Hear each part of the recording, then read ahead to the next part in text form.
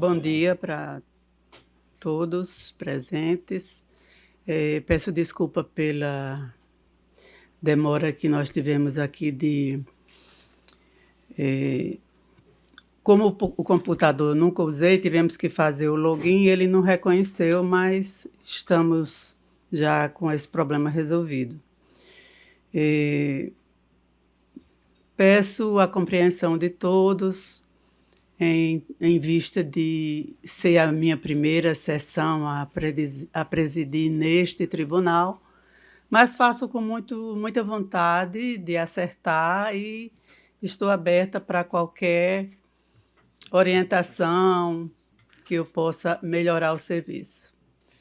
Então, eu peço a Deus que nos proteja nesta oportunidade e declaro aberta a sessão de hoje, passando para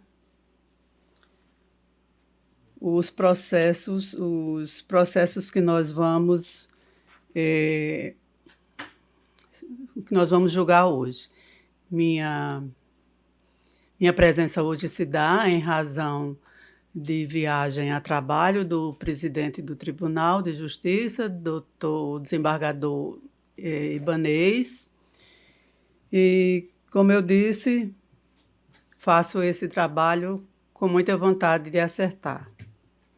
Sei que ele foi participar de uma reunião no Tribunal do Estado de Santa Catarina, mas logo mais ele vai estar aqui. E nós passamos agora para o julgamento da pauta de hoje. Nós temos aqui 8 processos, eu acho, 8 processos. Passamos para o número 1, então é a revisão criminal 081-7598-62, que tem sustentação oral. As partes são Rogério Silva de Almeida e o relator é João Batista Rodrigues. Está em mesa, Excelência? O revisor é Vivaldo... Como? Está em mesa, sim. Obrigada. O revisor é Vivaldo Otávio e a sustentação oral é de Edberto Rodrigues Afonso Smith Júnior. Presente? Presente, Excelência. O senhor tem o prazo regimental para fazer sua sustentação. Obrigado, Excelência.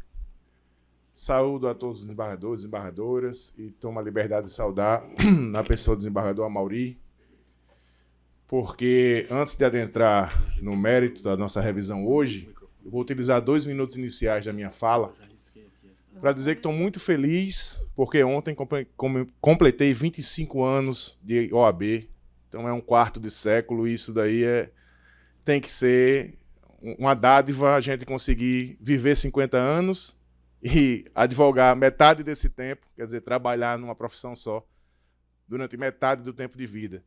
Então, eu estou fazendo esse registro aqui, muito feliz, e saudei em nome do desembargador Amauri, porque eu corri a vista aqui no nosso pleno, em Vossas Excelências, e o desembargador Amauri estava presente na minha primeira sustentação no pleno, no antigo prédio do Tribunal de Justiça, onde a composição, a presidência era do desembargador Ítalo, e tínhamos o desembargador Caio, Rafael, e tantos que passaram por aqui nesses 25 anos. Hoje aqui, na formação atual, tenho o prazer de ter Dr. Luiz Alberto, foi meu professor de universidade, e tantos desembargadores que despachei como juízes, doutora Sandra, doutor Lermano, doutor Cornélio, doutor Ricardo, são os que eu tive mais contato por laborarem aqui em Natal e em Mossoró. Então, fico feliz demais de poder hoje, um dia após completar 25 anos, estar presente aqui no pleno, onde tudo começou, porque na época os H6 eram julgados no pleno, então toda semana a gente se encontrava e eu tinha um prazer enorme de estar sustentando. Então, só fazer esse registro, pedir essa abertura nesse início, para poder registrar e comemorar junto com Vossa Excelência a minha alegria. A alegria de estar vivo, a alegria de estar trabalhando, fazendo o que eu gosto, fazendo o que eu amo, há 25 anos na área criminal, que muita gente tem medo de laborar nela, e eu digo, é apenas uma área do direito. Não tem problema desde que você faça o certo. Só trabalhe. Então, excelências, adentrando agora na revisão criminal postada hoje, é uma revisão simples. Na sentença, o juízo aplicou essa dosimetria. Aplicou o reconhecimento dos maus antecedentes e aplicou na segunda fase também a reincidência. E aí majorou a pena nos 2 crimes. Acontece que a certidão existente nos autos, a única certidão de antecedentes que existe nos autos, ela é do ano de 2005. Não há nenhuma outra certidão nos autos, fora esta certidão do ano de 2005. Nesta certidão essa acostada, excelências, no ID 289-66329, está nesse ID 289-66329, existe uma ressalva na parte final da certidão que diz o seguinte: nada consta na vara de execuções criminais. Ora, excelências, vossas excelências, a grande, acho que quase todos, labutaram aqui em varas criminais. Para se considerar uma reincidência, deve existir a comprovação nos autos, através de uma certidão cartorária, informando que o réu ou está cumprindo pena em um processo transitado em julgado, ou já cumpriu esta pena e está dentro daquele período de 5 anos entre a extinção do cumprimento da pena e o novo fato. E aqui nos autos, a certidão de 2005 para um fato que foi em 2014, informa que não existiam processos na vara de execução. Ora, processos transitados e julgados ou não, mas com sentença condenatória, eles existem dentro da vara de execuções criminais. Se não existe processo dentro da vara de execução criminal, não há que se falar em reincidência, porque há um processo transitado em julgado que ou está em cumprimento ou foi cumprido há menos de 5 anos. O parecer ministerial, com todas as vênias, afirma que a sentença reconheceu seu réu multireincidente. E é isso o objeto da nossa revisão criminal. A sentença afirmou, com base em quê? Com base em qual documento dos autos? Com base em qual certidão foi afirmado seu réu reincidente ou multireincidente? Porque esta certidão, que é a única certidão que tem nos autos, não nos informa isso. Nos informa que ele responde a ações penais. Mas não nos informa que houve sentença condenatória com trânsito em julgado e que está dentro do período depurador de 5 anos. Ou sentença condenatória com trânsito em julgado onde ele está cumprindo a pena. Para aí caracterizar a reincidência.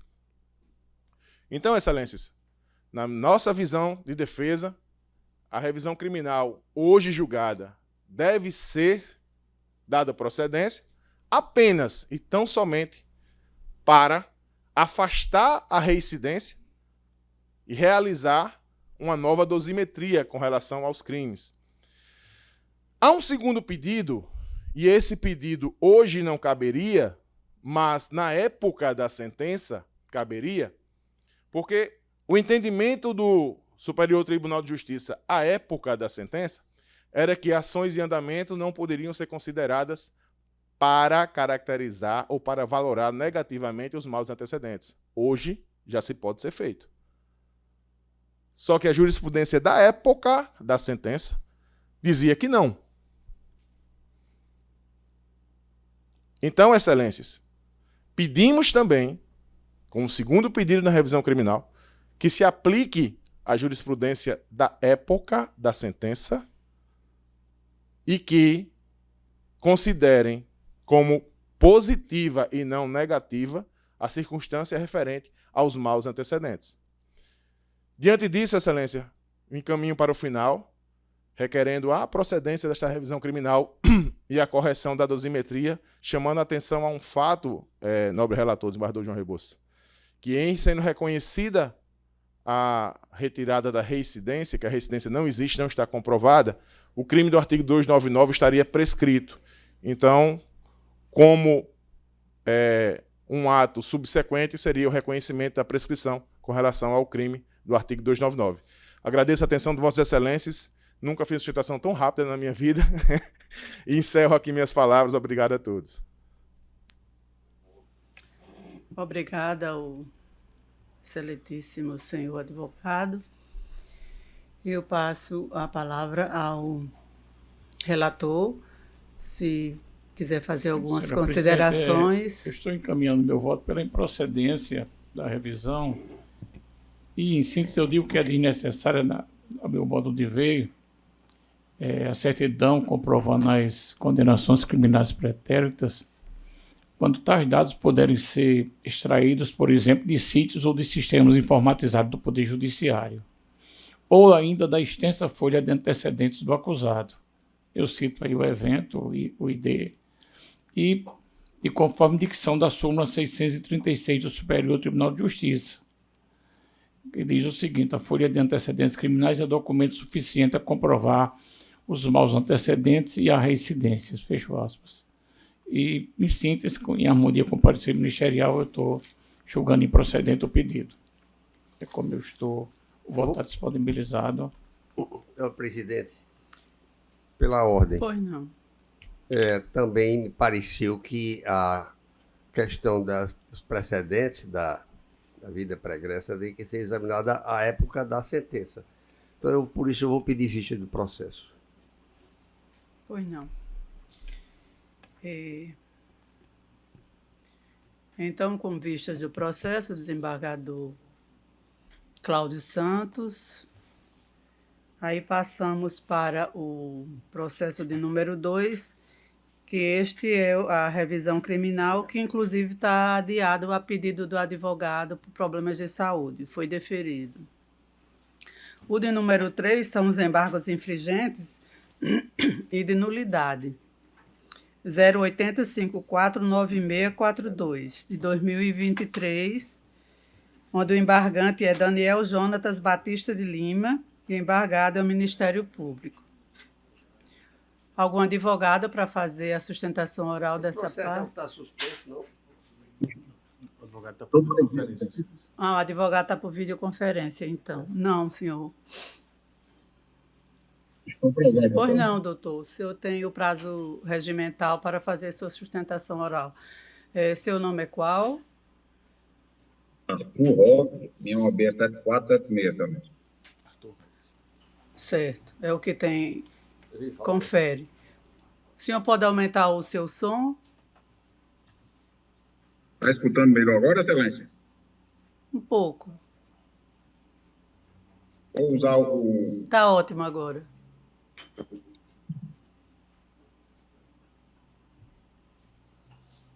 Melhorou assim? Sim.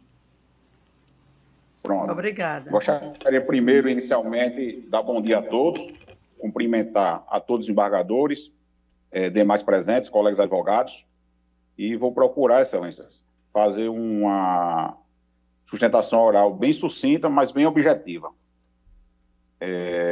Inicialmente, Excelência, eu gostaria de fazer um breve resumo na expectativa de melhor contextualizar os fatos e possibilitar um julgamento pleno. Na cidade de Nova Cruz, existia uma investigação policial para investigar pessoas envolvidas no tráfico de drogas e envolvimento em facções criminosas. Operação esta, posteriormente, denominada Operação Dicto. Nessa investigação, foram requeridas algumas interceptações telefônicas e quebra de sigilo. E já no terceiro pedido de interceptação, a autoridade policial requereu a interceptação do número 92021938, atribuído posteriormente ao embargante, alegando, em apertada síntese, que esse número havia sido utilizado pela pessoa do investigado Sapinho anteriormente ao pedido de interceptação desse número. E a partir dessa interceptação, que a defesa entende ser indevida e que mais adiante vai expor os argumentos, iniciou-se uma nova investigação, desta vez para apuração de desvio de cargas na comarca de Nova Cruz, que posteriormente teve algumas medidas cautelares. Dentre essas medidas cautelares, a prisão do embargante. A defesa, ao ser contratada, e na expectativa de entender o que de fato tinha acontecido e a justificativa para interceptar o número do embargante, conseguiu descobrir que o número do telefone havia sido interceptado numa investigação anterior, investigação essa já citada por essa defesa, sem qualquer fundamento idôneo, pois não existia a pessoa de Sapinho, nem tampouco qualquer menção à utilização do número posteriormente atribuído ao embargante, aparecendo estranhamente apenas naquela parte onde a autoridade policial coloca o quadro das pessoas que devem ser incluídos os números novos.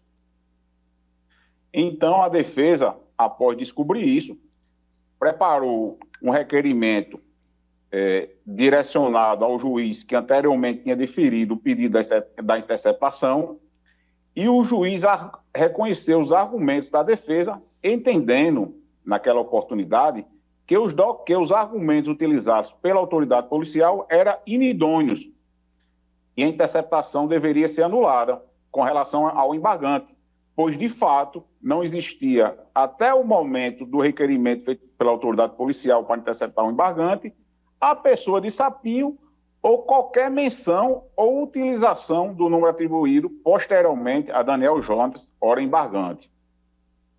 Aí é aqui que acontece a questão da nulidade.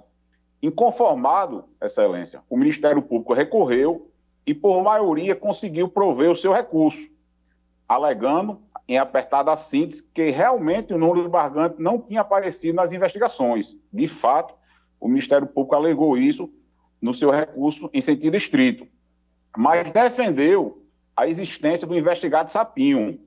A defesa até estranhou naquela oportunidade, até porque o que estava em jogo não era a existência do investigado Sapinho ou a não existência. O que estava em jogo aqui no requerimento da defesa era se o número do embargante realmente tinha aparecido durante as investigações ou tinha algum elemento que justificasse o pedido da autoridade policial.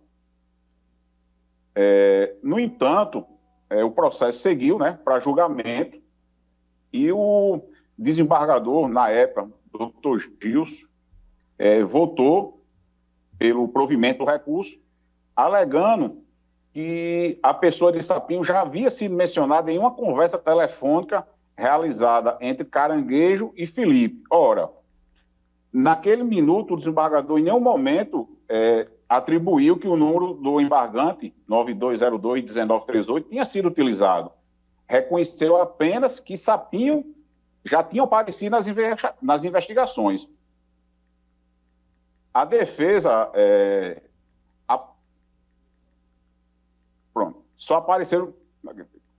A defesa, então, após o voto do relator e o provimento do recurso, mais uma vez voltou a estudar o processo e não conseguia encontrar nos autos o diálogo utilizado para prover o recurso ministerial.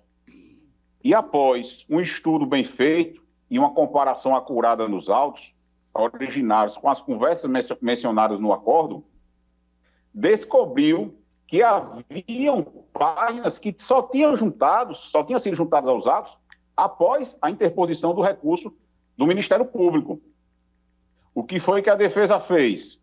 A defesa, então, se dirigiu ao gabinete do desembargador Gilson, após, claro, peticionar nos autos, e, em despacho, lá no gabinete, conseguiu que o desembargador Gilson, à época, oficiasse o juiz natural para que realmente certificasse que as conversas que embasaram o voto do relator, contidas nas folhas 42 e 44 do ID, 1391-1842, que continha os diálogos que embasou o voto vencedor, estariam nos autos da Operação Dículo ou não estariam. O que foi certificado nos autos? O juiz natural respondeu ao desembargador, certificando que aquelas provas que embasaram o voto vencedor, elas não existem nos autos. Elas só foram juntadas pelo Ministério Público após a interposição do recurso. Ou seja, são provas estranhas aos autos. Elas não poderiam servir de embasamento do voto vencedor, porque elas não existem nos autos. Elas são estranhas. Como pode prover um recurso ministerial com provas juntadas pelo próprio Ministério Público após a interposição do recurso? O que se está discutindo aqui é que no momento que foi deferida a interceptação em desfavor do embargante, não continha nenhuma prova utilizada no voto vencedor. Então, nobres julgadores, está patente aqui não só a questão de não haver fundamentos idôneos a alicerçar a interceptação, que a defesa alega ser indevida, como também está certificado nos autos, através de certidão da primeira vara de Nova Cruz, certificando que aqueles argumentos trazidos no voto vencedor são argumentos que não existem nos autos, são argumentos que foram trazidos, com todo respeito eu falo, pelo Ministério Público após a interposição do recurso. A defesa, até o presente momento, não consegue vislumbrar de onde vieram esses documentos, mas o que a defesa consegue provar, não apenas através dessa sustentação de petições, mas está certificado nos autos, conforme ID 194-58644, folhas 19, folhas 26 a 29, está certificado pelo próprio juízo natural, que foi lá, analisou os autos e disse, não, senhor desembargador, não consta essas conversas aqui no processo. Então, excelência, a defesa queria que os presentes embargos realmente infringentes sejam acolhidos e que o voto vencido deva prevalecer, pois, além de não existir conversas que justifiquem a interceptação do número do embargante, da mesma forma, as provas que serviram para embasar o voto vencedor são provas nulas de pleno direito, elas são estranhas aos autos. Isso, como já disse anteriormente nessa sustentação, está certificado nos autos, através da certidão. Então, excelência, a defesa espera acolhimento do presente recurso de embargos infringentes de nulidade para acolher e que seja prevalecido o voto vencido do desembargador Dr. Cláudio Santos. É assim que se posiciona a defesa, excelência. Obrigada. Eu gostaria de saber se o excelentíssimo relator tem alguma consideração a fazer. O voto veio pelo desprovimento. Temos um voto divergente. O senhor revisor também gostaria? Alguém gostaria? O relator? Eu estou encaminhando o meu voto, está disponibilizado, excelência, eu estou encaminhando. Eu vi. Negando provimento aos... Exato. O voto divergente foi meu na Câmara e permaneço com essa posição, porque realmente há uma supressão de instância. A matéria não foi discutida na primeira instância, não foi alvo do contraditório, não poderia absolutamente fazer parte do processo sem essa condição constitucional. É um caso simples, mas esses documentos vieram de outros processos e de outras apurações, de outros processos não, de outras apurações, mas absolutamente não houve a participação do advogado, que resolveu tomar conhecimento dele no recurso, e eu entendo que realmente anula completamente a matéria penal, nesse aspecto, podendo se revolver a instrução. Então, pedindo vênia ao relator, eu estou dando provimento aos embargos infringentes. Excelência, eu destaco no meu voto, vou só ler esse trecho, que eu digo que, apesar de a certidão ID número tal atestar que as peças de folhas tais não integram o pedido de quebra de sigilo, referidas laudas constam da ação penal número tal, apenso aquele que apurou a responsabilidade penal de investigados na operação dicto. Nele consta a informação do Ministério Público que, dada a complexidade da operação, entre aspas, dos 23 investigados no relatório policial, nem todos encontram-se associados entre si, de modo que este órgão ministerial oferecerá uma denúncia, cada uma instruída com a cópia do IP para cada núcleo criminoso, explicitando quem o comanda e qual a função de cada um dos outros integrantes dos grupos, fecha aspas. Essa particularidade esclarece a não similaridade das folhas apontadas pelo recorrente como inverídicas, mas que provavelmente resultaram da replicação do inquérito policial, como assim alertou o representante do parquê. Em síntese, é isso. Eu vou ler também minhas razões aqui, apesar de já ter dito sinteticamente. Apesar da linha telefônica número X ter sido indicada como se fosse do investigado Sapinho Rafael, esta era de titularidade de Juliana Ionara Coelho Pereira e utilizada pelo recorrido Daniel Jonas Batista de Lima.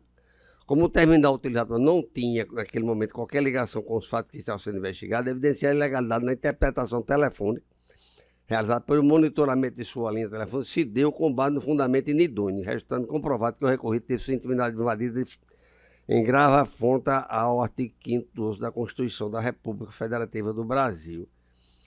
As provas não estavam presentes na ação em que foi determinada a quebra do sigilo, tendo sido juntada aos autos unicamente por ocasião do recurso em sentido estrito interposto pelo Ministério Público. Então é com base nisso, respeitosamente, que eu estou dando provimento à coisa, porque nós temos que seguir, no meu entendimento, a estrita legalidade.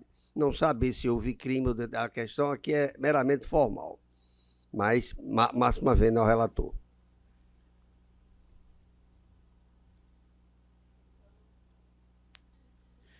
Proclamando o resultado por maioria, o voto do relator está prevalecendo. Eu gostaria de passar a presidência para o nosso decano, a Mauri, que eu tenho que fazer a votação, a relatoria e votação de 2 votos meus, que é o 4º e o 5º. Pois não, Com a palavra, excelência. Pois não, senhora presidente, assumo a presidência com muita honra e chamo o processo número 4 da nossa pauta, da relatoria de Vossa Excelência. Advogado inscrito para sustentação se encontra presente. Advogado aqui presente. Sim, senhor. Falar da tribuna. Dispensado o relatório, Vossa Excelência tem a palavra por 15 minutos regimentais. Excelentíssimos desembargadores deste Tribunal de Justiça, a quem cumprimento nas pessoas da relatora Berenice Capuchu e também do revisor Ricardo Procópio, nobre procuradora de Justiça, estimados serventuários e prezados colegas de profissão.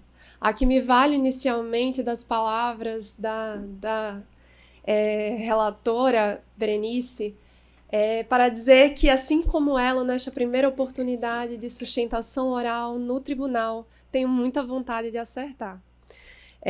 Trata-se o caso, ora vertente, trazido a julgamento por esta defesa técnica de embargos infringentes opostos em favor de Franklin Capistrano, Maria Geórgia Vanderlei e Janete Dias, em face do vergastado acórdão proferido pela Câmara Criminal do Tribunal de Justiça, que, por maioria dos votos, deu parcial provimento aos recursos de apelação interpostos pela defesa técnica e desproveu ao recurso ministerial.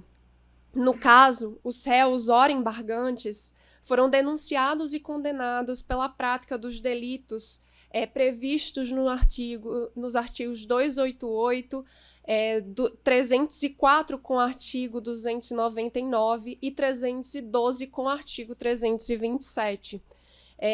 todos em continuidade deletiva. Em sede de apelação, contudo, a Câmara Criminal, por maioria dos votos, deu parcial provimento aos recursos defensivos, mantendo, contudo, a condenação dos embargantes nos crimes de peculato e uso de documento falso, com aplicação da causa de aumento do artigo 327, inciso 2º do Código Penal. Ocorre que o voto divergente proferido pelo desembargador Glauber Rego, revisor da apelação criminal, apresenta relevantes argumentos que merecem ser analisados e adotados, visando uma decisão mais justa e equânime. Inicialmente, quanto ao número de delitos de peculato alegadamente praticados, muito embora o acórdão vergastado tenha entendido que a emissão de cada cheque para o desvio de verbas públicas configure crime autônomo, todos em continuidade delitiva, no voto divergente do desembargador Glauber Rego, veiculou conclusão mais proporcional e alinhavada com o objeto do delito. Conforme bem explicitado no voto divergente, o crime de peculato se consuma com o desvio da cota parlamentar, em sua integralidade ou parcialidade, de modo que o meio utilizado seja a emissão de diversos cheques, seja diversas transferências bancárias, não deve ser utilizado para a configuração de diversas condutas típicas. Nesse sentido, convergindo com as razões do voto do desembargador Glauber Rego, a jurisprudência deste Tribunal de Justiça, em consonância também com a jurisprudência do STJ, já se manifestou no sentido de que a geração de diversos pagamentos não pode configurar por si só mais de um crime, não sendo outra, por exemplo, a conclusão adotada coincidentemente nos embargos infringentes na apelação criminal de número 0006045, de dígito 95, de 2017, de relatoria do nobre presidente Ibanez Monteiro, igualmente versando sobre situação de conduta única que gerou mais de um pagamento. Com base nas decisões deste tribunal em casos semelhantes, aportando-se as razões do voto divergente do desembargador Glauber Rego, os arranjos criminosos se renovavam mensalmente, com o objetivo de desviar a cota parlamentar, sendo evidente, pois, dever prevalecer, no presente caso, a conclusão proposta pelo desembargador, isto é, no sentido de que o crime em destaque, o peculato, se consumou uma única vez a cada mês. Em consequência, também destacado no voto divergente, considerando a data do último delito, do último crime de peculato e o recebimento da denúncia, parte das condutas típicas encontram-se prescritas, subsistindo em relação ao embargante Franklin Capistrano 4 crimes de peculato, respectivamente nos meses de setembro, outubro, novembro e dezembro de 2011. Na sequência, agora reportando-se também ao crime de falsidade ideológica, muito embora o acórdão vergastado tenha afastado a aplicação do princípio da consunção entre os crimes de peculato e falsidade ideológica, fundamentando que os desvios financeiros se mostrariam independentes da fraude das notas fiscais, o voto divergente apresentou conclusão diametralmente oposta e mais adequada. No caso, o voto divergente apresentou relevantes argumentos que demonstram a subordinação entre os delitos, a saber, os documentos falsos detinham a utilidade única e exclusiva de elidir a fiscalização, exaurimento da prática delituosa do peculato desvio, permitindo a plena retenção das verbas públicas mediante a ocultação das práticas criminosas. Com efeito, conforme veiculado pelo desembargador Glauber Rego no voto vencido, a falsidade ideológica foi praticada unicamente como etapa do delito de peculato, integrando o intercriminis deste, sendo por ela absorvida. Novamente, trata-se de situação bastante discutida na jurisprudência deste Tribunal de Justiça, que já se manifestou por diversas vezes no sentido de que quando o crime de uso de documento falso, falsidade ideológica, é praticado como meio para a perfectibilização do crime de peculato, incide o princípio da consunção, radicando o crime meio na mesma linha de desdobramento do intercrimes do delito fim. A jurisprudência do STJ também milita em favor da tese mais acertada apresentada pelo voto divergente.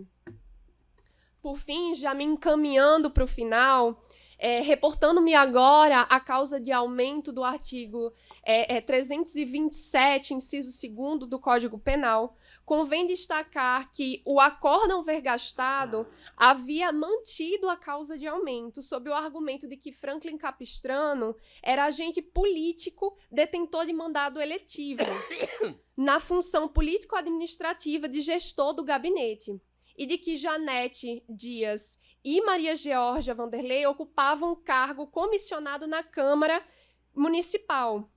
Contudo, o voto divergente, em relação especificamente a Franklin Capistrano, pontuou a necessidade de se extirpar da condenação à causa de aumento, na medida que o exercício do cargo de vereador, por si só, não é cargo de direção. Consoante bem delineado no voto divergente do desembargador Glauber Rego, a aplicação da regra prevista no inciso 2º do artigo 327 do Código Penal não se deve dar de forma indiscriminada ao agente político que não exerce cargo de direção, na medida que as autorizações que, em tese, configuraram as condutas típicas de peculato foram perpetradas pelo simples fato do exercício do mandado, e não por razões do exercício de função de direção.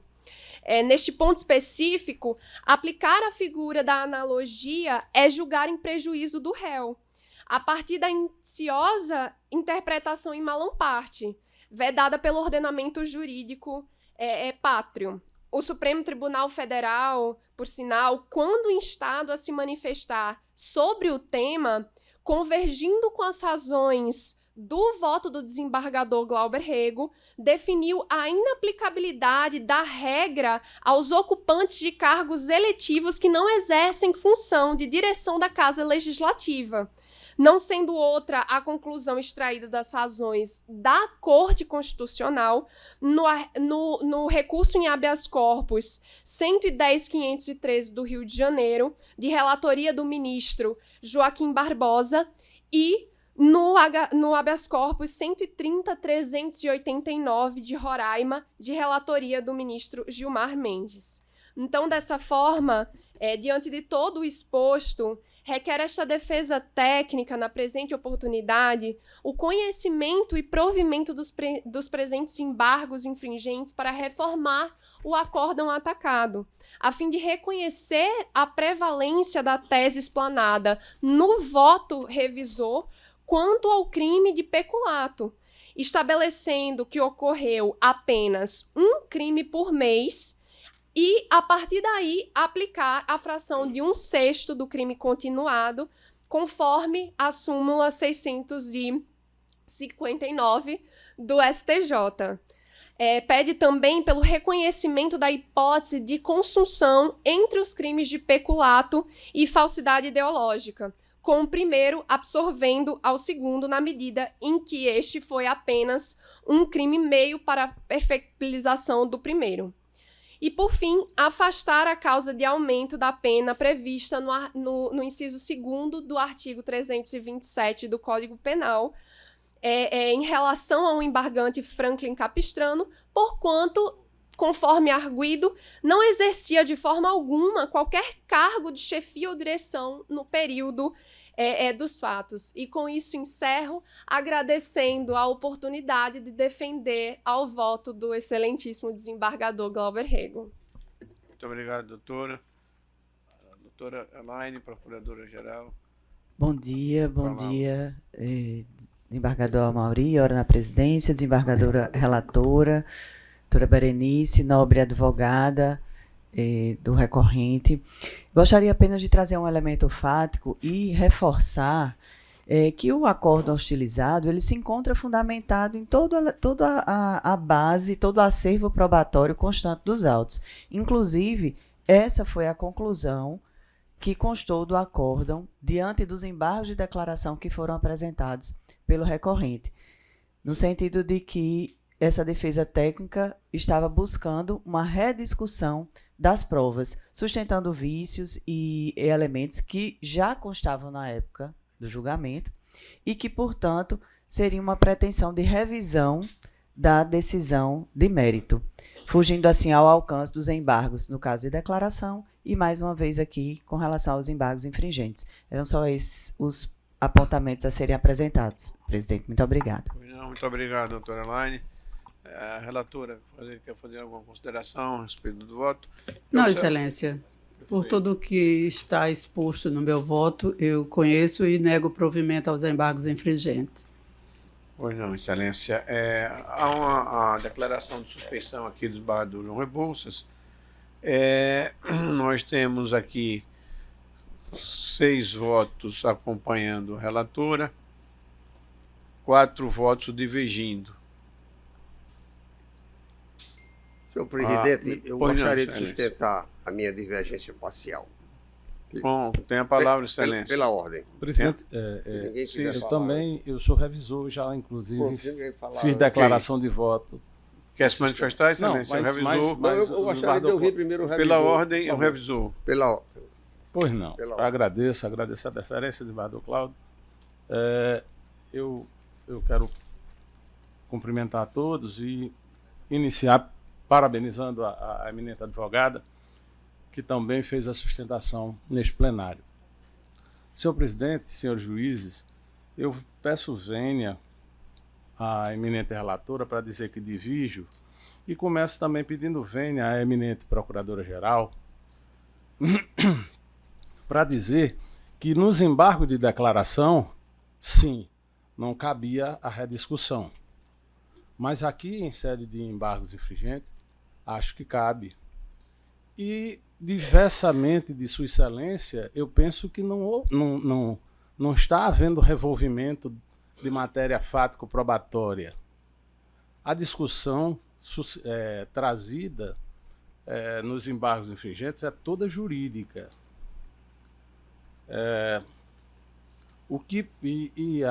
A sustentação da tribuna bem demonstra isso.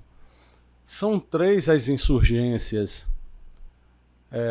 trazidas com os embargos infringentes. A primeira refere-se à configuração de crime único por todos os atos concretos de desvio. Eu vou tentar explicar a matéria fática, mas a questão é jurídica.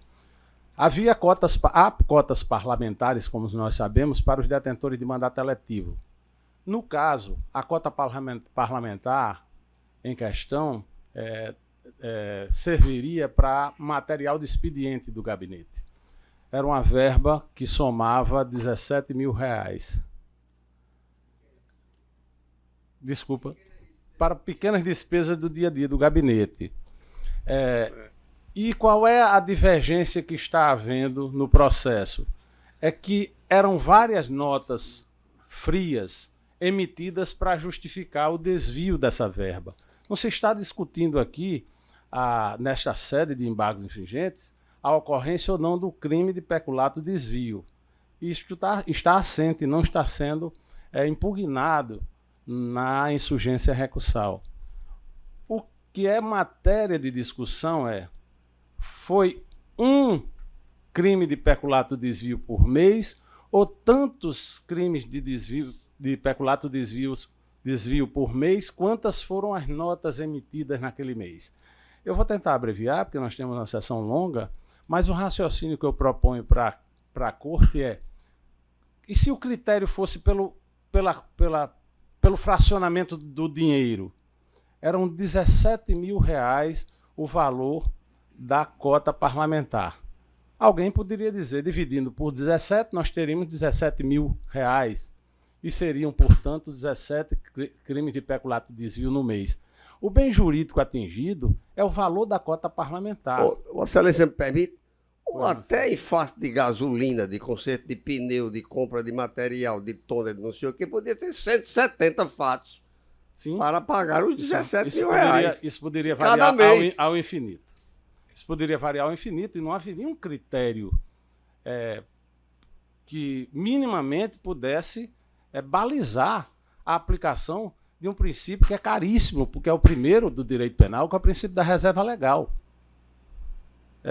Então, a cota parlamentar mensal era de 17 mil reais. O bem jurídico protegido é essa cota parlamentar.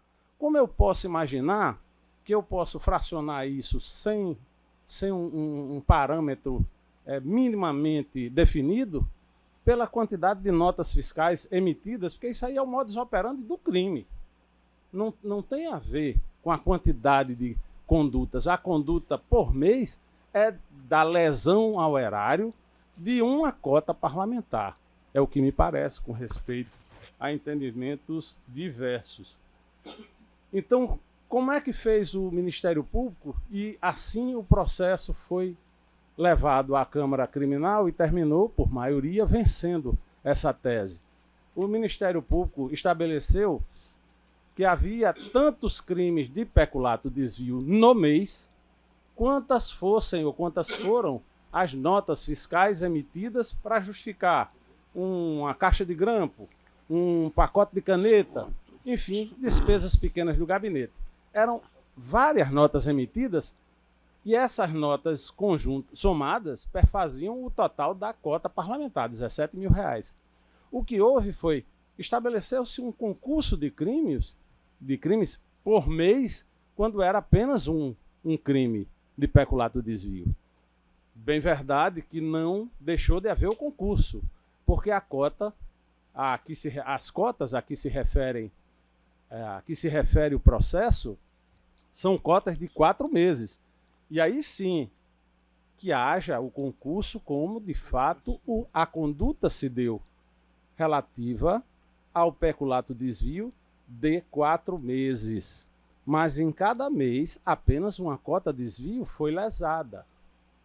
Esse é o raciocínio, o voto declarado está no sistema, mas para tentar favorecer a compreensão dos que não tiveram acesso aos autos do processo, eu faço esse esclarecimento. Então, eu penso que o voto vencido deve prevalecer nesse tópico. O segundo tópico refere-se à consunção do crime de falsidade, ou seja, a absorção do crime de falsidade pelo crime maior, que é o crime de peculato desvio. Qual foi a falsidade? Foi a emissão de notas fiscais frias para justificar a conduta maior. O tema mereceu alguma oscilação da jurisprudência, mas eu trago a cotejo no voto cuja declaração fiz e se encontra no sistema, eu trago um precedente da relatoria do eminente ministro Potiguar Ribeiro Dantas, no agravo regimental no ARESP 2.415.414 RN, em que Sua Excelência como sempre, elucidativo, professoral, extremamente didático ao explicar a técnica jurídica a que me refiro. E eu peço permissão, não para não ler, mas para ler a ementa que trago no meu voto. Penal e processual penal, agravo regimental no agravo em recurso especial, peculato, falsificação de documento público e falsidade ideológica.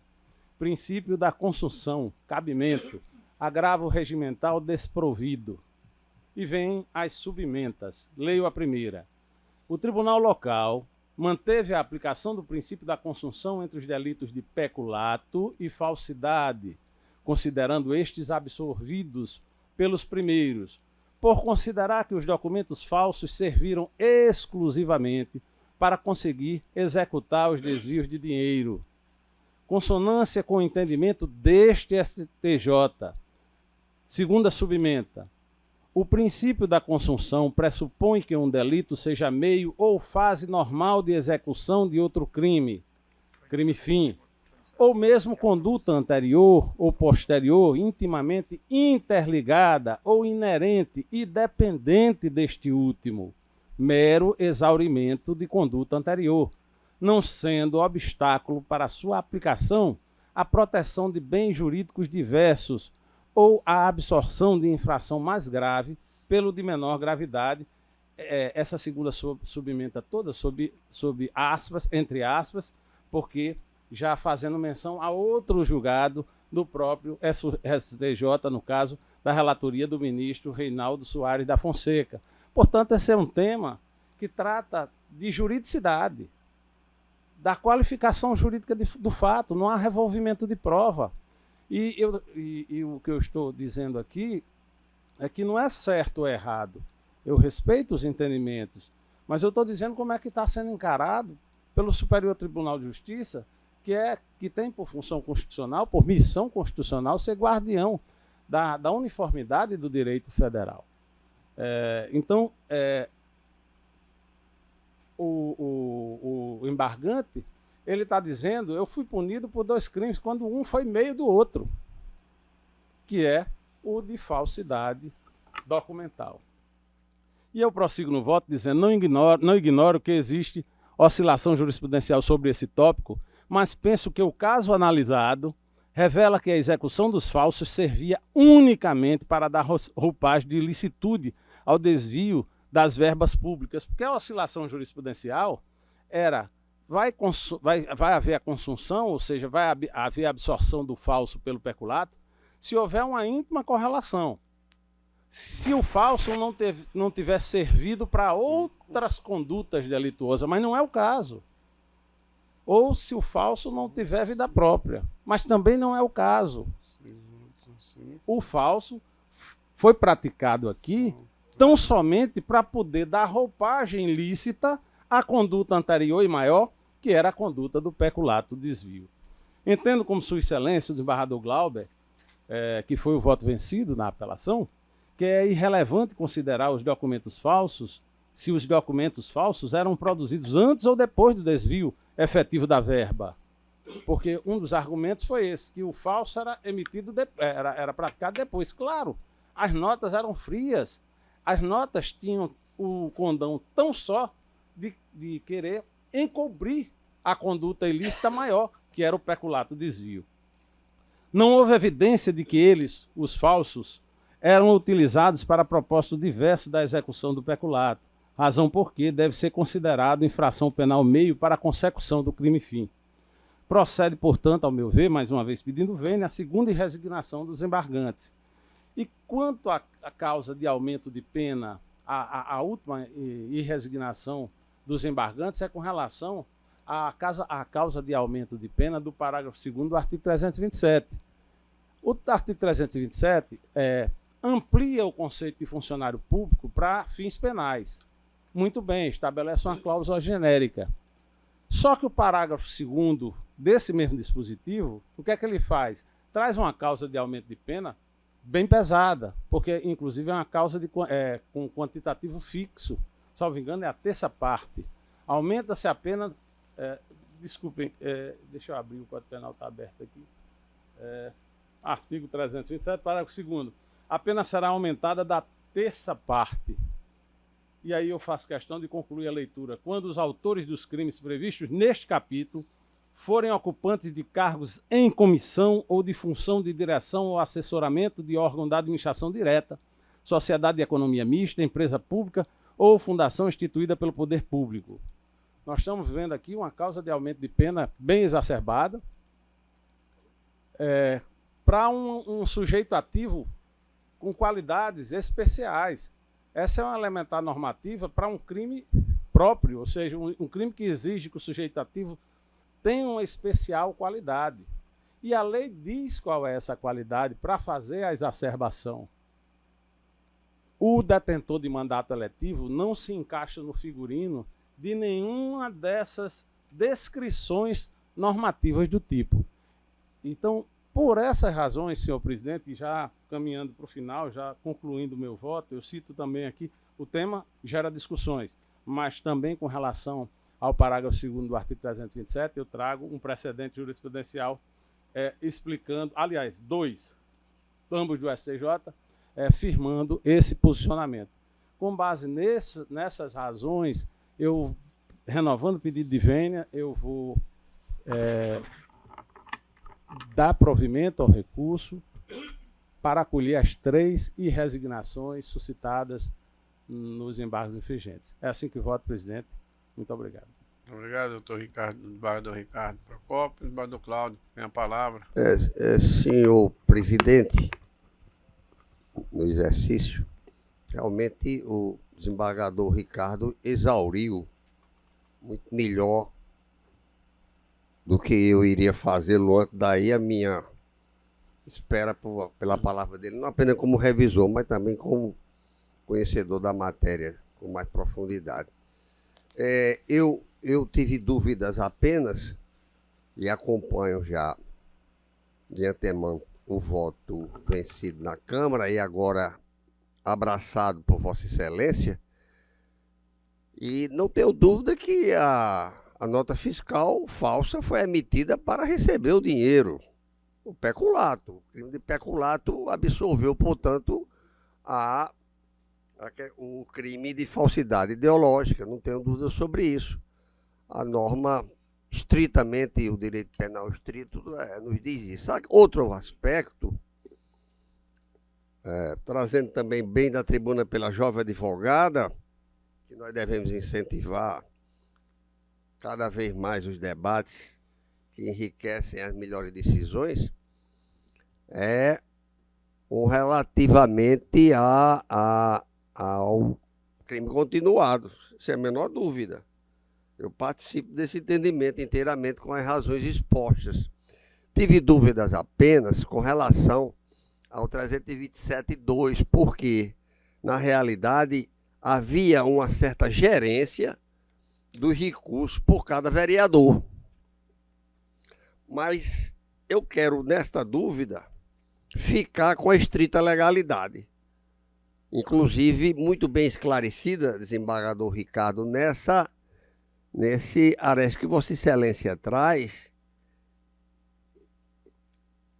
afastamento da analogia em mal em parte.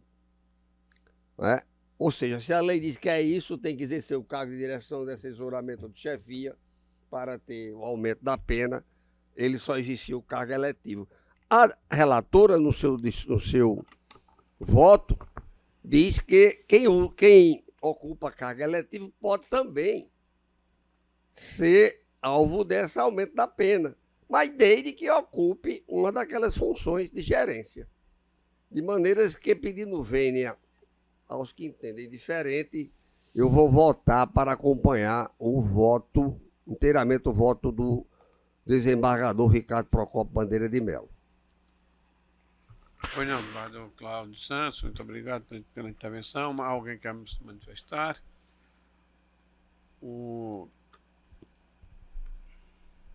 Nós temos aqui 4 votos acompanhando a relatora. Então, são 5 votos, 6 votos. Desembargador.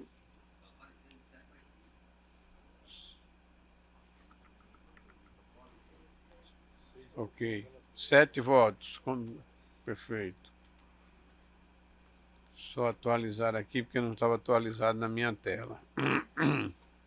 Perfeito. 7 votos divergindo. Eu proclamo, então, por maioria, dado provimento aos embargos infringentes vencidos a relatora, desembargador Vivaldo Pinheiro, Saraiva Sobrinho, Lourdes Azevedo e Cornélio Alves.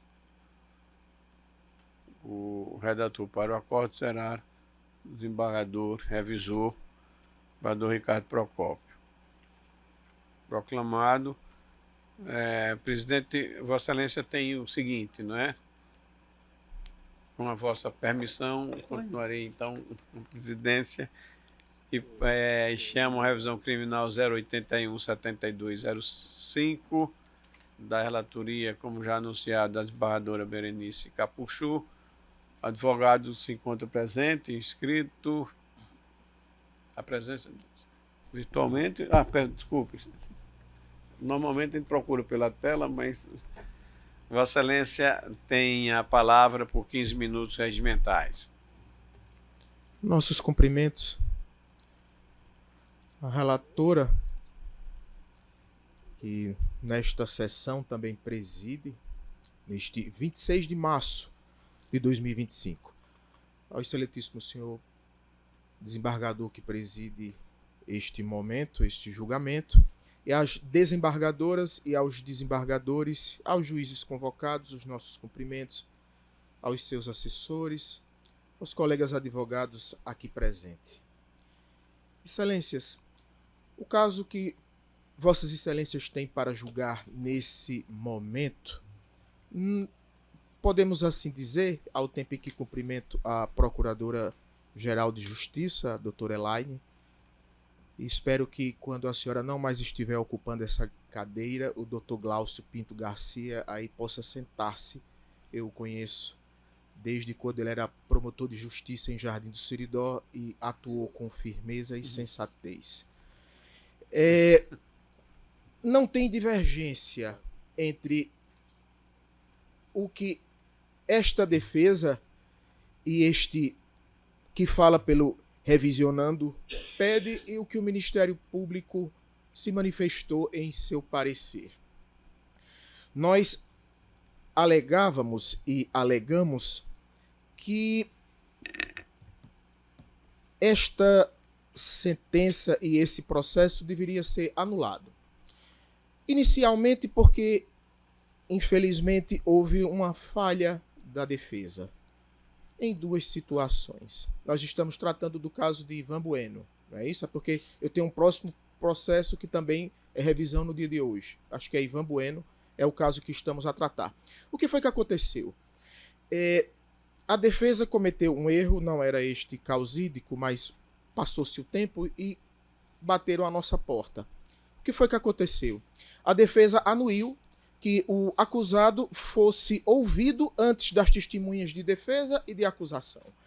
Ela anuiu de forma que causou um prejuízo ao acusado, que somente poderia e deveria ter falado por último para se defender daquilo que era acusado, mas daquilo que os outros diziam que ele havia feito. Então essa anuência por si só causou um prejuízo. Ele nega o fato de que era acusado, a defesa, na verdade, requereu isso aí, que ele fosse ouvido antes das testemunhas, e depois o segundo erro que o deixou num prejuízo ainda maior. Ele foi condenado por esse crime de extorsão contra os seus pais, a defesa recorreu, conforme a própria fala do nosso constituinte, do revisando, em que não tinha praticado o delito, mas aí a defesa, sem ele anuir, desistiu do recurso, não permitindo que essa corte julgasse, analisasse o fato, analisasse a sentença, que depois o Ministério Público veio a dizer que havia erro por ocasião desta revisão criminal.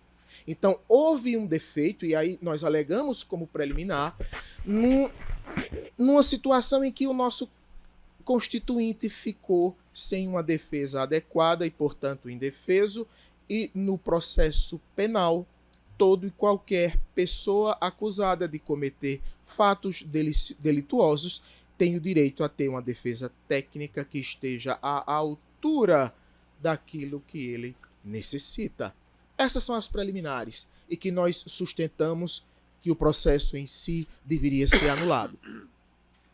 De início, essa inversão onde o acusado é ouvido antes de testemunhas. E em seguida, um pedido de desistência de um recurso sem motivo, sem razão, que só fez causar prejuízo e onde estamos na situação em que estamos. Mas aí temos a outra tese, com a qual o Ministério Público, em um parecer, concordou conosco.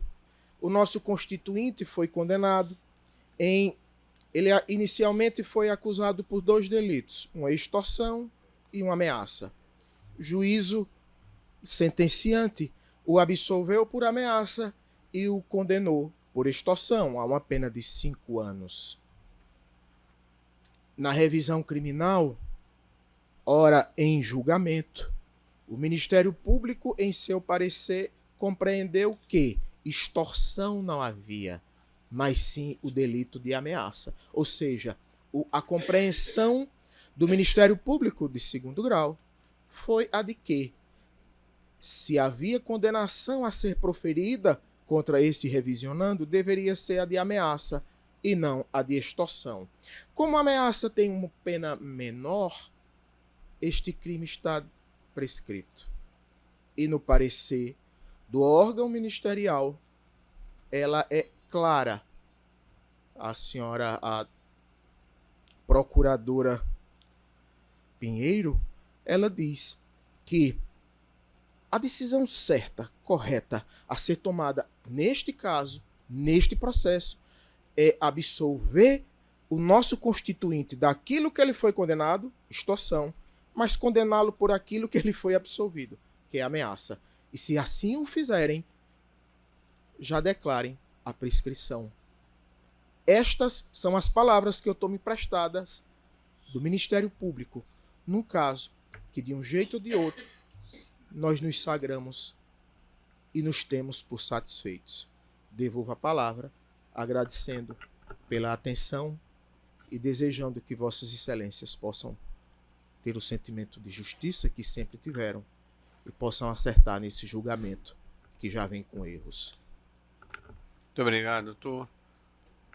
A relatora quer fazer alguma consideração, Excelência? Não, Excelência, está bem elaborado o voto. Vossa Excelência está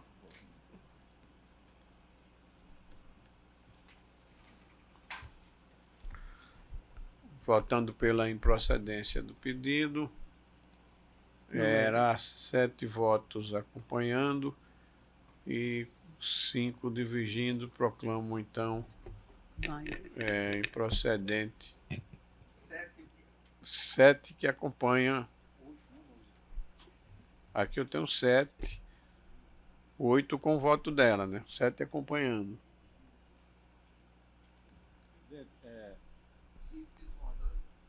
5 discordando. Vou chamar, fica mais fácil. Acompanham a relatora. Pela ordem de votação que está aqui na tela, desembargador Cornélio Alves, Amilcar Maia, João Rebouças, Saraiva Sobrinho, Lourdes Azevedo, doutor Luiz Alberto, desembargador Dilermando Mota. Divergem da relatora. Desembargador Cláudio Santos, Vivaldo Pinheiro,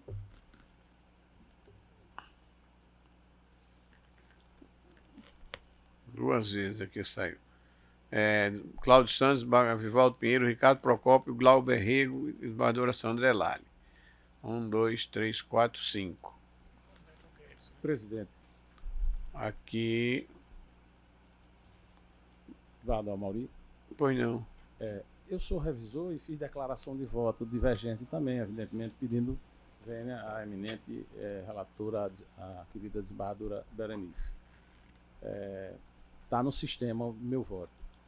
E, se possível, eu gostaria de fazer só um esclarecimento. Vossa Excelência, na condição de revisor, está divergindo. Pois não, Excelência, tem a palavra para manifestar. Na verdade, eu estou divergindo em parte. Acompanho a relatora na rejeição da preliminar, ou das preliminares, que são 2 questões que são suscitadas, mas ambas reduzidas a suposto cesseamento de defesa, ou insuficiência de defesa, e estou superando com os argumentos também de Sua Excelência, a eminente relatora. Mas estou divergindo, o voto é um voto breve, de menos de 2 páginas, porque o sujeito está sendo condenado, ele foi condenado por extorsão por causa de uma ameaça que ele fez depois do fato. A extorsão é o constrangimento prévio.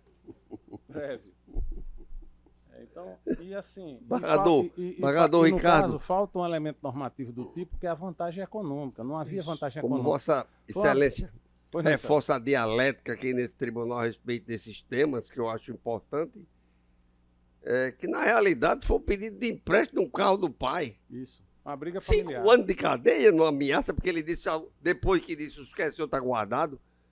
Quer dizer, é um negócio ameaça, tão, ameaça assim, nas entrelinhas, que né? Uma pode ameaça entrar até nos subliminar. anais das perplexidades jurídicas, né? Ele pediu para ir, o que está escrito aqui, uma discussão, tentava pegar emprestado o carro da família para ir à casa de um amigo. Diante da divergência do pai em permitir o uso do bem, houve a intercessão do irmão que tentou repelir a investida do acusado, Ivan Bueno de Souza Júnior, na ocasião em que ele lhe ameaçou, dizendo que o que é seu está guardado. Entendo que o uso do carro não configura vantagem econômica indevida, porque é elemento do tipo de extorsão. Carro da família, não é? Só para lembrar... Não, é o fato não pode ser esquecido nunca, não é? E só para lembrar, a extorsão é um crime cuja pena mínima é de 4 anos. Nós temos a pena abstratamente combinada é de 4 a 10 anos. E o fato foi reportado agora pelo desembargador Cláudio. Foi um entrevero familiar. É bem verdade que o rapaz, o revisionante, ele tem envolvimento com droga e tal. Mas isso é outra coisa. É um outro fato. Que tinha alguma coisa a ver com o momento da conduta, porque o que se temia era que ele fosse usar o carro para, enfim, para consumir ou para traficar, para alguma coisa que não fosse muito saudável. Mas ele foi condenado por extorsão, por conta dessa ameaça que, repito, é subliminar. Não foi para conseguir alguma coisa, não. Depois de não obter a permissão para o uso do carro do pai, ele disse para o irmão, o que é seu está guardado. E como ele era um rapaz, digamos, um pouco medonho, a ameaça, né, parece que teve uma repercussão mais grave no âmbito da família. Levaram o caso para a autoridade policial e, enfim, chegou-se a essa classificação, essa tipificação de que teria havido o crime de extorsão. E assim ele foi condenado. Eu, no meu voto, mais uma vez pedindo vênia, eu estou acolhendo o pleito desclassificatório para o crime de ameaça e reconhecendo a extinção da punibilidade pela prescrição. Os lapsos temporais estão demarcados no voto. É assim que estou votando, presidente, mais uma vez pedindo vênia à querida relatora. Senhor presidente, pela ordem, senhor presidente, eu vou pedir vista dos autos para melhor esclarecer. Perfeito. Ok. E se possível, eu ia fazer só um esclarecimento de fato, se possível, se Vossa Excelência permitir. Minha palavra, Excelência. Muito grato. A própria família, que se diz a vítima, quando ela registrou o boletim de ocorrência, ela colocou o delito de ameaça. Ela não colocou esse de extorsão. O Ministério Público, quando foi fazer a denúncia, ele botou a extorsão, mas o Ministério Público hoje disse que não é extorsão, disse que é ameaça. Voltou atrás. Esclarecido, Excelência. Bom, então, após o voto da relatora, julgando improcedente a revisional, eu vou proclamar o primeiro score que nós temos aqui, naturalmente poderá ser Modificado, né? modificado. No caso, presentemente, acompanham a relatora. Eu vou chamar pela ordem daqui, da tela, que rigorosamente não obedecem à ordem de votação. Correto. Mas acompanham a relatora o doutor Luiz Alberto, o desembargador Cornélio Alves, o desembargador João Rebouças, o desembargador Saraiva Sobrinho, a desembargadora Lourdes Azevedo. São 5 votos, então. Com a divergência estão o desembargador Amilcar Maia, o desembargador Cláudio Santos, Vivaldo Pinheiro, Ricardo Procópio, doutor Roberto Guedes, substituindo o desembargador Glauber Rigo, e a desembargadora Sandra Elali. Então, após essa votação, pediu vista o desembargador Armando Mota. Proclamado, então, encerrado o julgamento neste caso, devolvo com muita honra a presidência à desembargadora Berenice. Antes, porém, Excelência, eu só queria fazer uma referência, não poderia deixar de fazê-lo. Claro, a lembrança trazida pelo doutor Edberto na tribuna, e de fato nos conhecemos naquela época. Me parece até que o doutor Edberto chegou a ser funcionário do tribunal, não é isso? Eu ainda conheci, funcionário da corte. Ele completando 25 anos e eu cá com meus quase 30, com 29 anos de tribunal. Mas feita referência e agradecimento pela lembrança, eu devolvo a presidência a Vossa Excelência. Obrigada. Eu recebo a presidência e passo a votação do sexto desta pauta, uma revisão criminal 081258752, requerente Altair Barbosa da Cunha, advogado Anesiano Ramos de Oliveira e requerida a Justiça, relator Dr. Ricardo Procópio e revisora doutora Sandra. Posso passar em mesa, presidente. Em mesa, né? Posso passar do relatório para dar a palavra para os advogados, né? Então, nós temos a inscrição do doutor Anesiano Ramos, que fará a sustentação oral pela parte autora da revisão. Tá ok. Tudo bom. Pelas 10h30 deste 26 de março, eu renovo os cumprimentos que há poucos minutos eu fazia a todos que aqui estão trabalhando. Senhora Presidente, nesse instante eu sinto uma tristeza e um peso nos ombros, mas no coração muita esperança. Este caso trata-se de um júri popular realizado aqui em Natal. Eu faço júri por esse estado todo. E este caso, Excelências, trata-se de um policial acusado e condenado no exercício da profissão. Este caso tomou uma proporção, pelo resultado e pelo fato que aconteceu, muito triste entre os policiais militares do estado do Rio Grande do Norte. Ao término do júri, alguns policiais que estavam assistindo, 3 deles me chegaram e disseram: a partir de hoje eu vou mudar a minha conduta nas ruas. Eu que saio todos os dias para arriscar a minha vida, para defender a vida dos outros, vou preferir, se tiver de vir uma condenação, prevaricar, não fazer nada. Porque se eu for fazer alguma coisa, vai acontecer a mesma coisa que houve com Altair. 12 anos e 6 meses de cadeia. A vida destruída dele, dos filhos, da esposa. Foi isso que aconteceu. Que caso é este, Excelências? Em 2018, se Vossas Excelências forem puxar um relatório de homicídios de policiais, foi um dos anos onde houve mais homicídios de policiais no estado do Rio Grande do Norte. Até agosto de 2018, haviam falecido cerca de 22 policiais militares, um policial penal e 3 policiais civis. O nosso constituinte, no dia deste fato, pela manhã, estava na favela do Mosquito, ajudando o BOP e outros colegas policiais no combate ao terrível tráfico de drogas, que assola e é o inferno da atualidade no Rio Grande do Norte, no Brasil e no mundo. Estava lá ele arriscando a vida numa operação na favela do Mosquito, ali, perto da ponte de Igapó. Terminada esta operação, ele foi escalado para ir para o Jardim Lola, outro lugar perigoso aqui na Grande Natal, para procurar o chefe do tráfico e apreender porque andava num carro branco. Ele arriscou a vida ali, no Mosquito, depois ele foi para o Jardim Lola e depois, já pela noite, ele veio para o lado de cá, atravessando a ponte para trabalhar. O que foi que aconteceu? Quando ele estava passando aqui pela Nevaldo Rocha, na época era Bernardo Vieira, apareceu cerca de 100 motos. 100 motos em conjunto, em conluio, para praticar delitos de trânsito, porte de arma que foi encontrado e tiros para cima, além da placa da moto estarem viradas. Várias placas de motos. No denominado rolezinho. O que é rolezinho?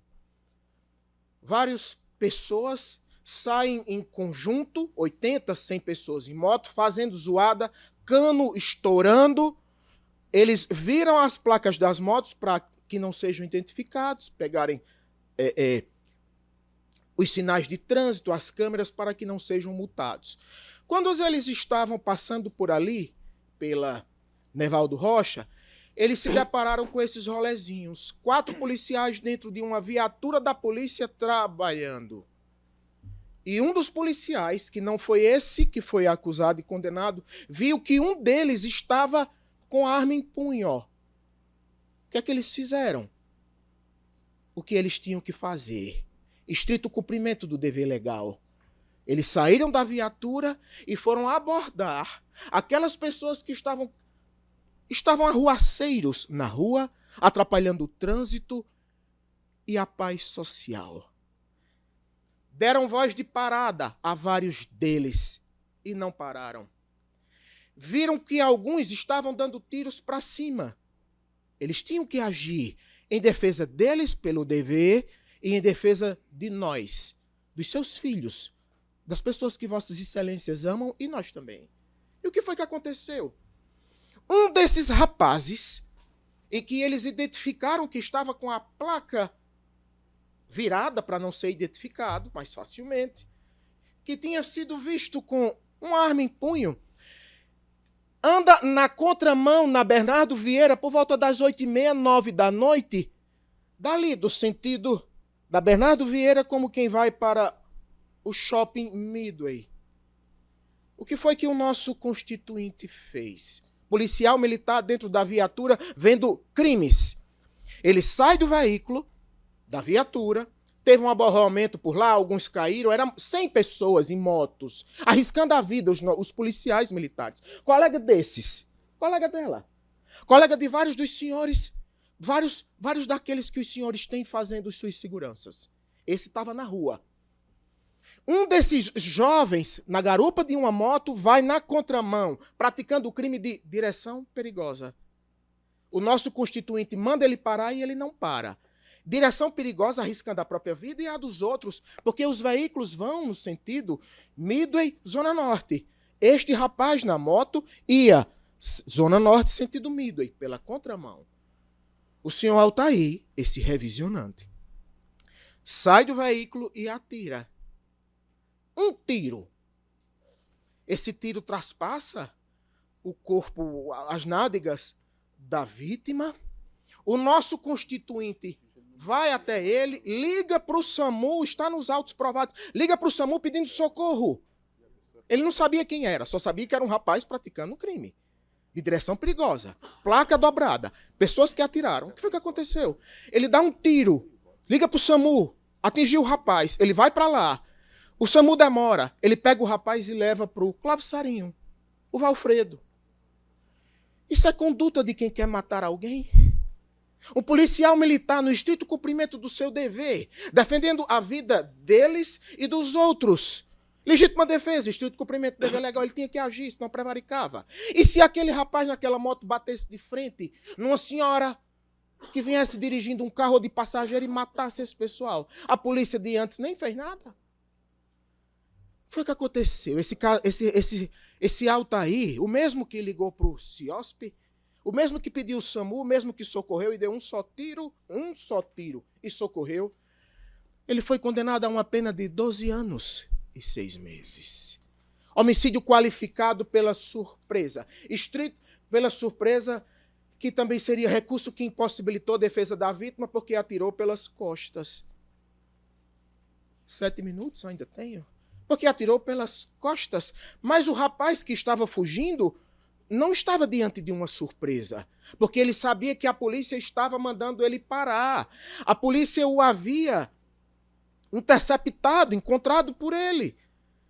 Ele sabia que a polícia estava atrás. Não tinha surpresa. Mas o tribunal do júri condenou por homicídio qualificado pela surpresa. E o que foi que aconteceu?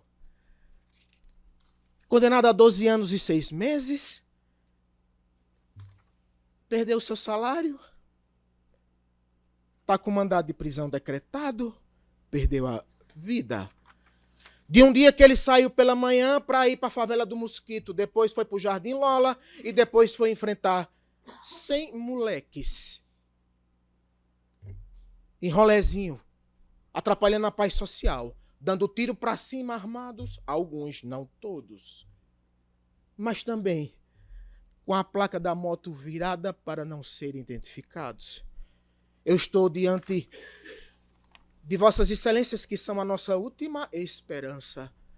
Se o nosso constituinte errou, ele errou por uma imperícia, por uma imprudência. Ele foi imprudente, não podia ter atirado naquele momento. Por quê? Porque era uma via pública. Mesmo que o rapaz estivesse na contramão, mesmo que o rapaz tivesse dado um tiro para cima, ele não era. Se quisesse entender que ele não devia ter atirado ali, porque para salvar a vida dos outros, já que o rapaz estava na contramão, então não o condenem por dolo, que é o homicídio doloso qualificado 12 anos e 6 meses. Aplique o homicídio culposo, se ele cometeu um erro.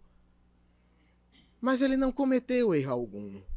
Ele tinha que fazer o que fez, amparado pela excludente de ilicitude prevista no artigo 23 do Código Penal, estrito cumprimento do dever legal. Mas além dessa aí, ainda tem a outra, que é a legítima defesa de outrem. Quando ele atirou, ele estava salvando a vida de todos os veículos que estavam vindo naquela mão de direção correta do Midway para a Zona Norte. Se Vossas Excelências pedirem vistas e não julgarem hoje, para analisarem se o que este causídico está a dizer procede, verão nos vídeos que estão juntados aos autos que vários dos veículos, quando viram o rapaz na contramão, fugiram, se desviaram, porque se sentiram em perigo. Porque se sentiram em perigo. Foram desviando veículos, indo para um lado e indo para o outro, para não baterem de frente na moto que estava na contramão. Eu repito, Excelências, eu já fiz quase 400 júris por esse estado todo. Quem quer matar, não dá um só tiro de cara limpa, em estrito cumprimento do dever legal e depois vai prestar socorro. Quem quer matar, não chama pelo SAMU. Vossas Excelências têm em suas mãos o poder de corrigirem, repararem, readequarem esta situação que é injusta. Esta situação que causou comoção na Polícia Militar. Eles têm grupos de WhatsApp. Os policiais militares deste estado ficaram sabendo o que houve com Altair, deste caso, que no dia que saiu tão cedo para uma operação para trabalhar em defesa de nós, terminou anos depois por ter dado um só tiro em alguém que estava praticando um crime de direção perigosa, junto, mais minutos antes, com outras 100 pessoas fazendo arruaça e zoada na rua. Ele terminou com 12 anos e 6 meses de cadeia nas costas, sem salário para receber. Corrijam isso. Suas consciências e suas mãos têm esse poder. Nós temos 3 requerimentos, não pedidos, porque o que se pede é perdão, misericórdia, é favor. Eu não estou pedindo perdão, misericórdia e nem favor. Eu estou requerendo justiça. É por isso que eu faço de pé, olhando nos olhos. É por isso que eu sinto um peso e uma tristeza nos ombros. A gente que é advogado sofre todo dia e toda hora, de domingo a domingo. A gente que é advogado ganha e perde. Faz parte do trabalho. Mas quando a gente perde aquilo que a gente sabe que não deveria ter perdido, a gente sofre 10 vezes mais. e fica se perguntando, fui eu que errei no júri e esse homem foi condenado? Fui eu que cometi o erro de não ter trabalhado bem a tese de excludente de ilicitude para comprovar que ele estava no estrito cumprimento do dever legal, que ele estava em legítima defesa de outrem? O que foi? O que foi é que eu vou levar para o resto desta vida e para as outras que virão, porque eu acredito que a morte está enganada, a vida depois dela, como disse Raimundo Asfora, um advogado paraibano. Eu queria que mudasse. Mas não porque eu sofro, junto com o meu constituinte e a família dele. Eu queria que mudasse, porque nós estamos diante de um estado de injustiça. E justiça nada mais é do que dar a cada um o que é seu, como escreveu o piano no passado. Eu lhes devolvo e lhes entrego nesse instante a vida de Altair Barbosa, um policial militar que saiu cedo para trabalhar, arriscou sua vida por nós e anos depois teve sua própria vida destruída. Muito obrigado. Obrigada, Excelência, pela sustentação oral brilhante. E nós temos a votação já encerrada, por unanimidade, o voto do presidente, do relator. Desembargador Cláudio quer fazer alguma coisa? Não? Ah. Não, porque ele pediu, assim, eu acho que ele quer, ele está se mexendo, essas coisas, aí a gente já fica esperto. Ah, tá bom. Então, o relator está apresentando o voto em consonância com o parecer da Primeira Promotoria de Justiça para... Eu acho que eu estou no voto errado. Um minutinho, por favor. É isso? Está negando provimento, né? Exato. Apenas uma consideração, senhora presidente. Pois não, senhor. Tendo em vista... Tá bom. Tendo em vista todas as considerações feitas pelo advogado da tribuna, com o máximo respeito, se nós estivéssemos aqui a tratar de apelação criminal, tem algumas considerações que eu gostaria de ver e talvez até de rever as alegações, mas não é possível fazer isso em sede de revisão, pelo menos conforme eu penso, e tendo em vista a cognição limitada da revisão criminal. Se nós estivermos a julgar, como eu disse aqui, uma apelação criminal, minha posição provavelmente seria diferente.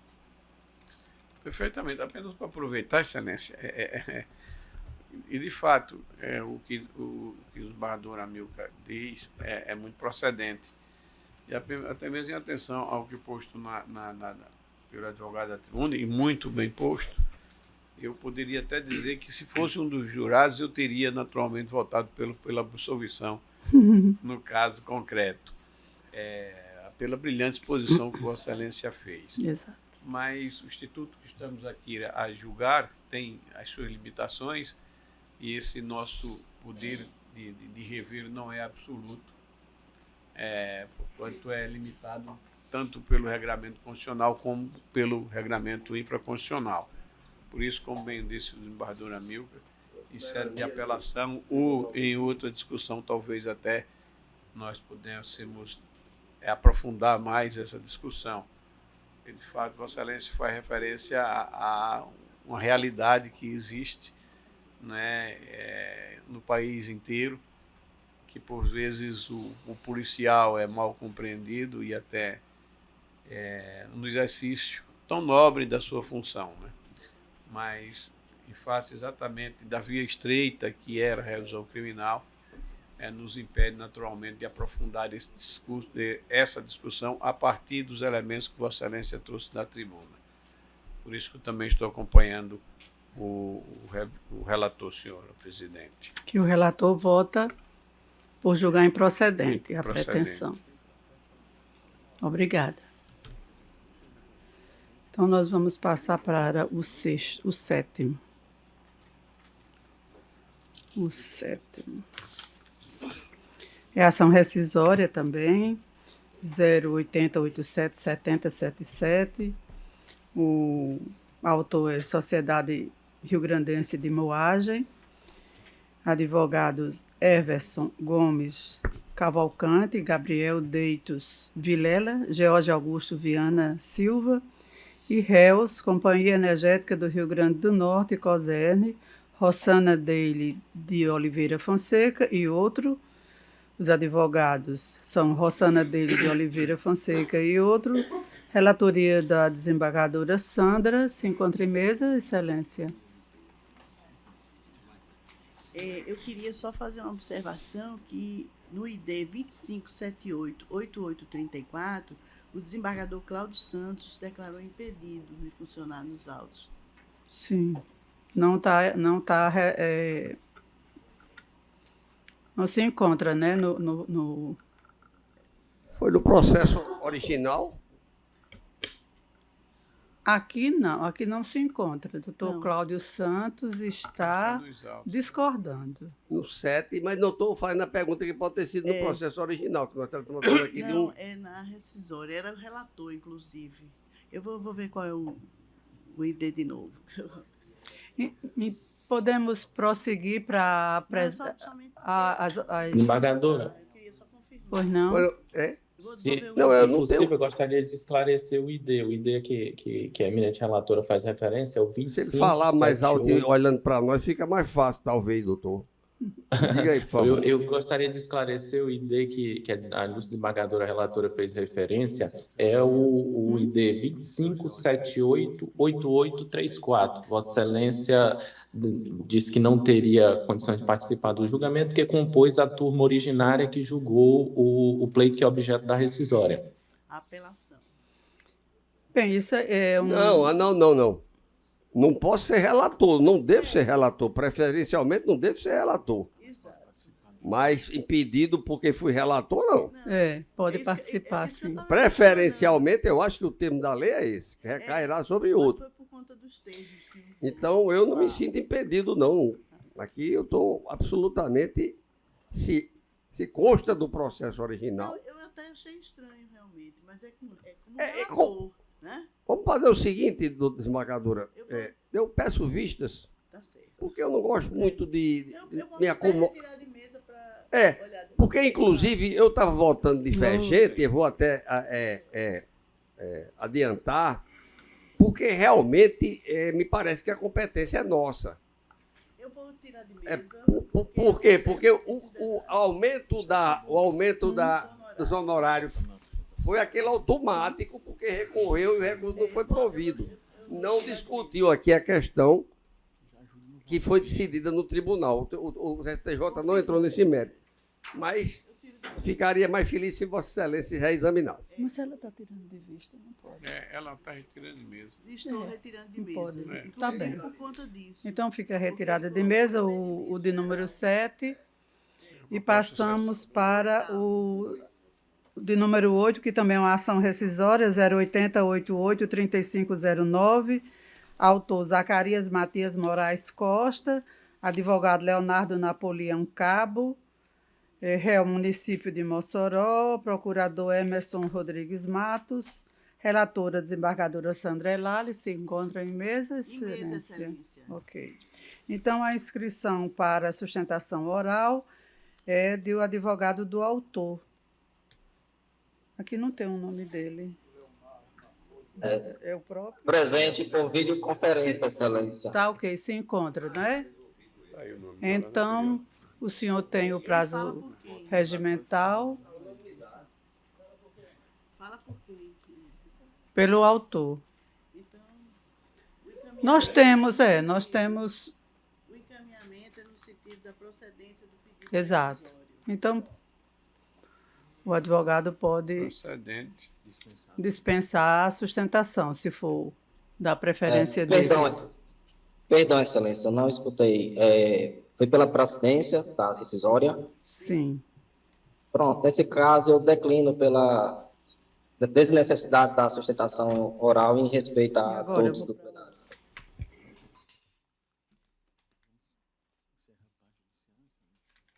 Está encerrado, né?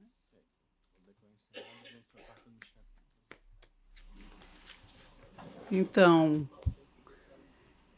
declaro encerrada a ordem jurisdicional e passamos para a administrativa.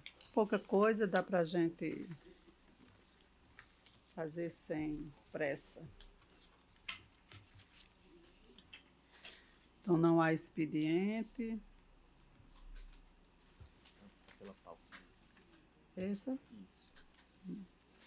Aqui nós temos uma minuta de resolução que dispõe sobre a reunião temporária dos serviços extrajudiciais do ofício único de Boa Saúde e ofício único de Serra Caiada.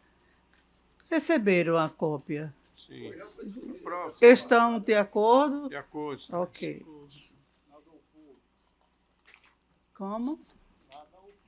Sim. Então, nós temos agora umas sugestões de moção de congratulações pela passagem do natalício do juiz auxiliar da vice-presidência, Reinaldo Odilo Martins Soares, que ocorrerá no próximo dia 29 de março. Todos de acordo, né? De acordo. Temos o agradecimento ao juiz convocado Roberto Guedes, que já é nosso companheiro de muitas datas, pelos relevantes serviços prestados durante o período de substituição do desembargador Glauber Rego, e realmente é uma figura que nós já estamos até acostumados com ele aqui. Depois eu também quero apresentar a moção de congratulações pela passagem do Dia Nacional do Oficial de Justiça. Tantos ficam aqui, né, ajudando o nosso trabalho, celebrado ontem, 25 de março. No momento, parabenizando os oficiais de justiça Marcos Vinícius e Francisco Galotti, em nome de toda a categoria, que são os dois que hoje estão mais perto da gente. Tá bem? Então, agora vamos para isso aqui.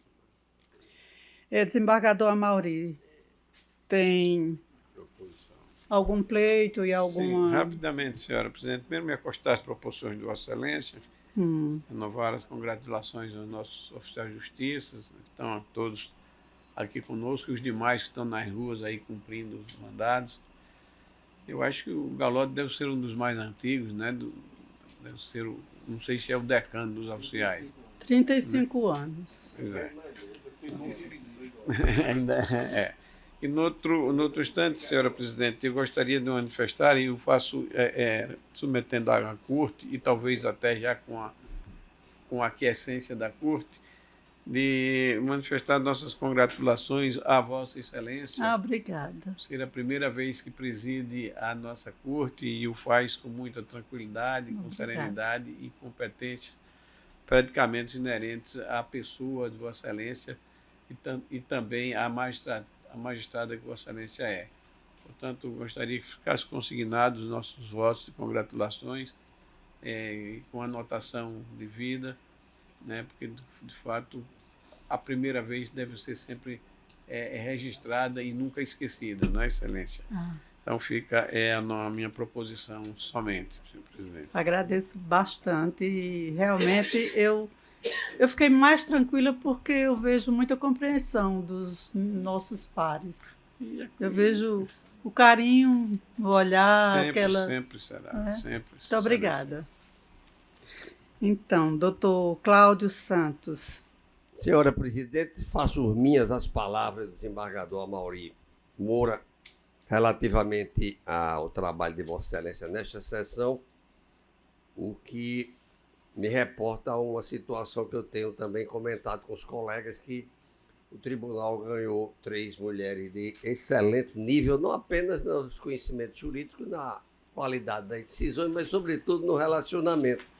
Tanto a senhora como a doutora Sandra, como a doutora Lourdes, vieram com certeza reavivar, oxigenar um pouco mais essa cor, E agora estamos diante da possibilidade de ter uma quarta, que deverá se efetivar, e com certeza terá o mesmo nível que Vossas Excelências trouxeram para a aridez dessa matéria masculina aqui no tribunal. Era só. E agora com a procuradora também. Né?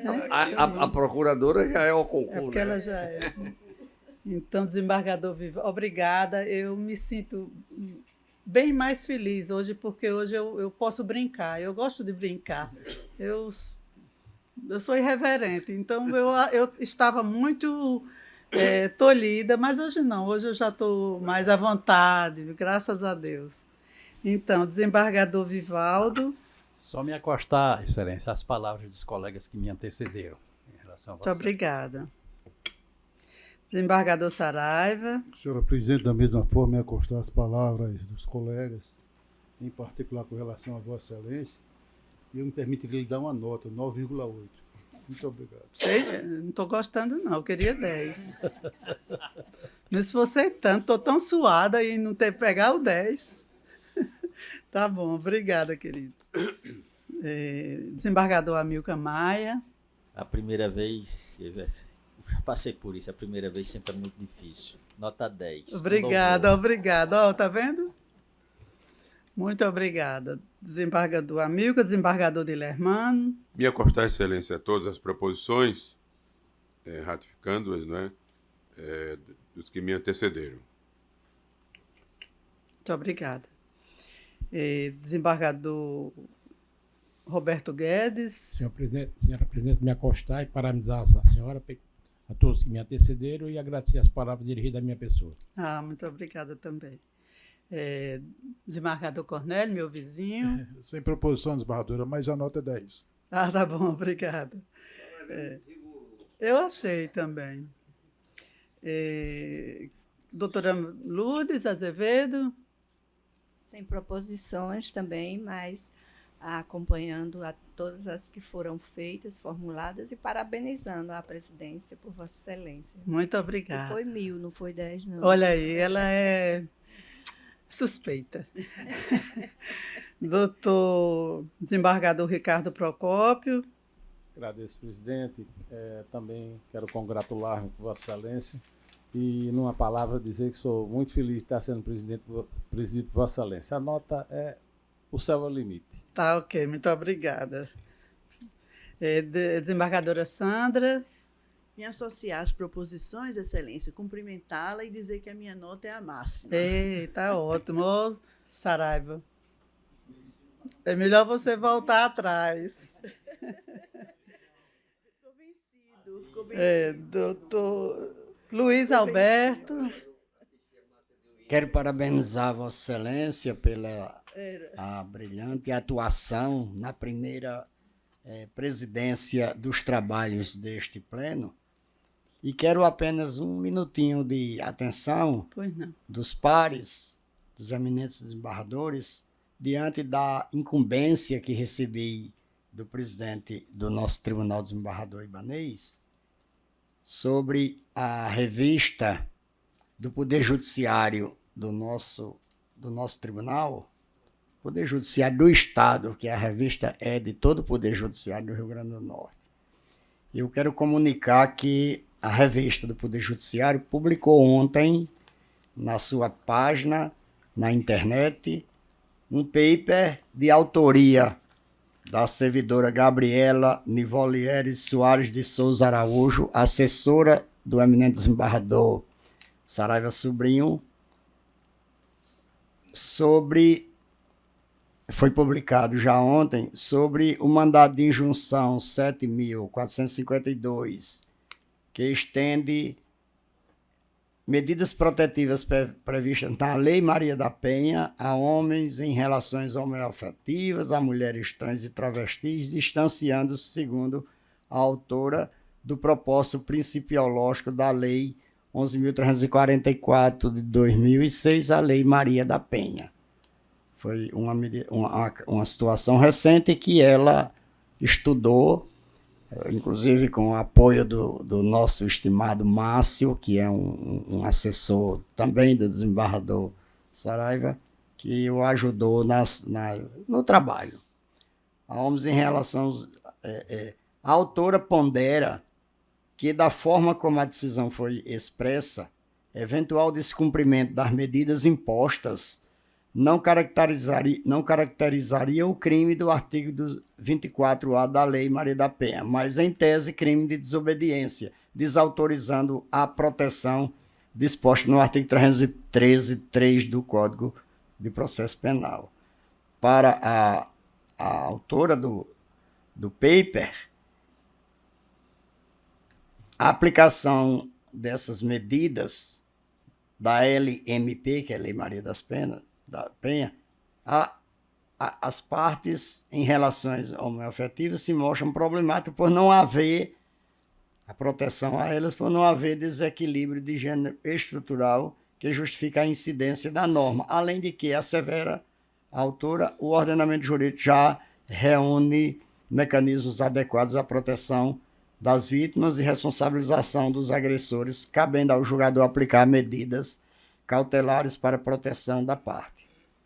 Esse paper, modalidade de publicação prevista no regimento do RP, da revista, né, do Poder Judiciário, caracterizado por relato breve e de caráter opinativo, inaugura esse primeiro artigo, pequeno artigo, inaugura o volume 5 da revista, referente ao primeiro semestre de 2025, que terá continuidade com uma edição temática organizada pela doutora Valéria Maria Lacerda, nossa colega magistrada, juíza coordenadora do Comitê Estadual das Demandas de Saúde e do SEJUSC da Saúde de Natal, edição a ser lançada por ocasião da Semana Nacional da Saúde, a ser promovida pelo Conselho Nacional de Justiça no próximo mês de abril. Está apenas dependendo da definição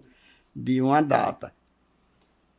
E, dessa forma, eu gostaria de pedir a colaboração, a ajuda de todos, não só os aqui presentes, mas quem está nos acompanhando pelo canal do TJ no YouTube, que na página principal do nosso tribunal na internet, no quadro de publicações, há o acesso direto à nossa revista do Poder Judiciário Potiguar, com disponibilidade de busca sobre os mais variados temas.